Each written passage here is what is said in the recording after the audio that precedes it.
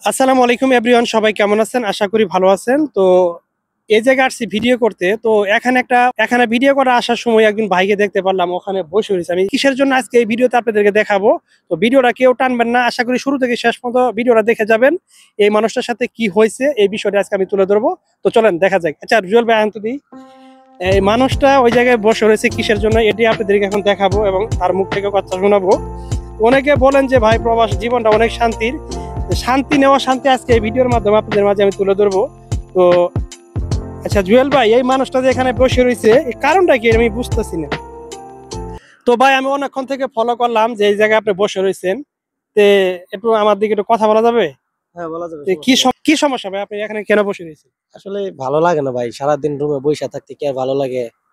আমরা তো প্রবাসে আসছি সবাই ইনকাম করার জন্য। তো প্রায় 1.5 মাস হয়ে যাইতেছে আমার কাজ বন্ধ। তো এরকম ভাবে নিজের হাতেও টাকা নাই, স্যালারিও আসতেছে না। এভাবে প্রবাসে চলাটা তো অনেক কষ্ট। আপনি তো প্রবাসে থাকেন, আপনি অবশ্যই জানেন যে একজন মানুষের 1 মাস প্রবাসে থাকতে গেলে সব খরচ বাদ দিয়া যদি খানা খরচ, মোবাইল বিল, পানির বিল, এভাবে কিন্তু অনেক টাকা লাইগা যায়।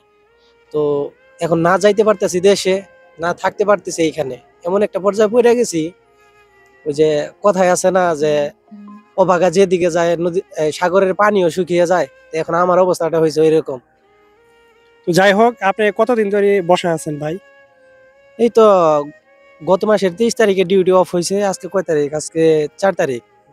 তাহলে আপনার ওইদিকে 7 দিন, এদিকে 4 দিন, 11 দিন, 1 মাস 11 দিন আজকে আমার ডিউটি অফ। কোম্পানি আপনাদের বেতন দিচ্ছে? না, কোম্পানি এমনিতে প্রত্যেক মাসে স্যালারি কার্ডে ডাইলা দেয়, কিন্তু এই মাসে কি জন্য লেট হইতেছে এটা মানে নিজেও বুঝতে পারতেছি না। তো এর জন্য আপনি এখানে মন খারাপ করে বসে রয়েছে। তো প্রিয় দর্শক, আপনাদেরকে আমি এই ভিডিওতে একটা মেসেজ দিতে চাই। তো ভিডিওটা সবাই শেয়ার করে দিবেন। অনেকে তো বলেন যে প্রবাস জীবনটা অনেক শান্তির। এই প্রবাসী ভাইয়ের হৃদয় বিদারক কথাগুলো শোনার পর আমার অনেক খারাপ লেগে গেল। প্রবাসে আসে আমরা টাকা ইনকাম করার জন্য, আমরা সবাই আসি। অনেক মানুষ আছে তারা মানবতার ভিতরে জীবনযাপন পার করে, তার তার ভিতরে এই ভাই একজন। আমি ওনার মুখ থেকে কথাগুলো শুনাইলাম। যখন আমি ওখানে ভিডিও করি তখন এই মানুষটা এখানে বসে রয়েছে। আমি ওনাকে চিনিও না। আমি চাইলাম যে ওনার সাথে কি ঘটনাটা ঘটছে আপনাদের মাঝে আমি তুলে ধরি।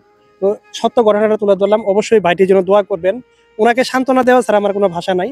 তারপরেও ওনার জন্য অবশ্যই কাজের ব্যবস্থা হবে ইনশাল্লাহ। তো সবাই দোয়া করবেন। আর অপেক্ষা এবং কাজ কাম না থাকলে, হাতে টাকা পয়সা না থাকলে মানুষের টেনশনটা অটোমেটিক বেড়ে যায়। নানান ধরনের টেনশন করলে মানুষের কিন্তু অনেক ধরনের সমস্যায় ভুগতে হয় প্রবাস জীবনে। এই ভাইটা কিন্তু তাই হচ্ছে। তো ভাই দোয়া করি ইনশাল্লাহ আপনি মন খারাপ করবেন না। না, এখানে মন খারাপ করলেও ভাই কেউ আইসা মানে দেখবো না, আর ভালো থাকলেও কেউ দেখবো না। প্রবাস জীবন এমন একটা জীবন, এই যে মানে যখন থেকে পাসপোর্টটা বানাইছি তখন থেকে কিন্তু মানে লাইনে দাঁড়ানো শুরু হয়ে গেছে। যেই পর্যন্ত বাড়িতে না যাইমু এই পর্যন্ত কিন্তু মানে লাইনেই থাকতে হইব। আর আত্মীয় স্বজন, এদের কথা কি বলবো ভাই, বিপদে পড়লে কারো সহযোগিতা ভাই আমি পাই নাই আমার লাইফে। আমার আত্মীয় স্বজন বলেন, মানে কারো নাম উল্লেখ করতেছি না, কিন্তু আমি বিপদে পড়লে যে আমার আত্মীয় স্বজনের থেকে হেল্প পাবো এই ধরনের ভাই আমার কোনো নাই, মানে হাত নাই। এটাই বাস্তব। একজন মানুষ যখন অভাবে থাকে, যখন বিপদে থাকে, তার পাশে আপন বলতে কেউ থাকে না। আপনার কাছে টাকা আছে, আপনার পাশে সবাই থাকে। এটাই বাস্তব। তো যাই হোক প্রিয় বন্ধুরা, ওনার কাছ থেকে প্রতিবেদনটা নিলাম। তো আশা করি প্রবাস জীবনে এরকম বাস্তব ঘটনা অ্যাভেলেবেল ঘটতেছে। সবাই প্রবাসী ভাইদের জন্য দোয়া করবেন। আর আমার ভিডিও যারা দেখেন অবশ্যই লাইক কমেন্ট শেয়ার করি। আমার পাশেই থাকবেন এরকম টপিক ভিডিও দেখার জন্য। সবাই ভালো থাকবেন, সুস্থ থাকবেন। আসসালামু আলাইকুম।